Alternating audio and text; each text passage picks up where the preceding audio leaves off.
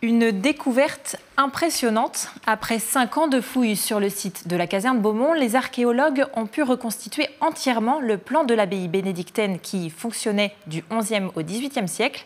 Les recherches ont également permis de mettre au jour un cimetière de 3000 tombes millénaires sous les vestiges de l'abbaye.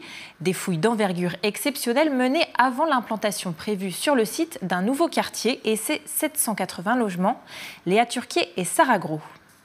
Et là, le petit sondage qu'on a réalisé depuis 2 semaines a permis de mettre au jour un sarcophage et plusieurs coffrages. Alors le coffrage, c'est les assemblages de pierres qui entourent les corps. Si vous approchez, vous pouvez voir qu'il y a encore des restes de squelettes à l'intérieur. Ces sépultures viennent tout juste d'être mises au jour.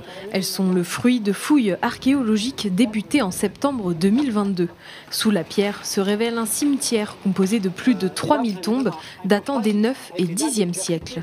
Une découverte qui permet de comprendre le lieu sur lequel s'est érigée l'abbaye pour femmes de Beaumont. C'est que ça nous permet de confirmer que l'abbaye a bien remplacé un cimetière. Elle s'est bien implantée sur un cimetière qui l'a précédé. Et également, ce qui est vraiment très intéressant, c'est de voir l'évolution de cette abbaye. Ça nous permet de voir l'évolution des différentes pièces. Par exemple, on sait que le réfectoire a été reconstruit. Les galeries du cloître, on sait qu'elles ont évolué. Le cloître a évolué. Elle s'est agrandie vers le sud et également vers l'ouest.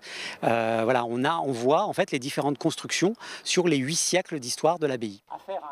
Détruits lors de la Révolution française en 1790, les bâtiments de l'abbaye ont d'abord été remplacés par des jardins, puis des casernes avant d'être un écoquartier en 2022. Les fouilles sont réalisées dans un but préventif suite au projet de réaménagement du site. Elles sont là pour conserver le patrimoine avant sa destruction, puisque dans les constructions à venir, il peut y avoir des sous-sols, comme c'est le cas plus à l'est, où vous avez des parkings souterrains qui sont forcément destructifs des vestiges archéologiques. Donc en amont de ces destructions, on vient étudier les vestiges. La préservation du site n'est cependant pas remise en cause. Le lieu fera l'objet d'un nouveau quartier et de passages pour la seconde ligne de tramway. Quant au mobilier trouvé, il sera prélevé et étudié avant d'être stocké dans les réserves de l'État.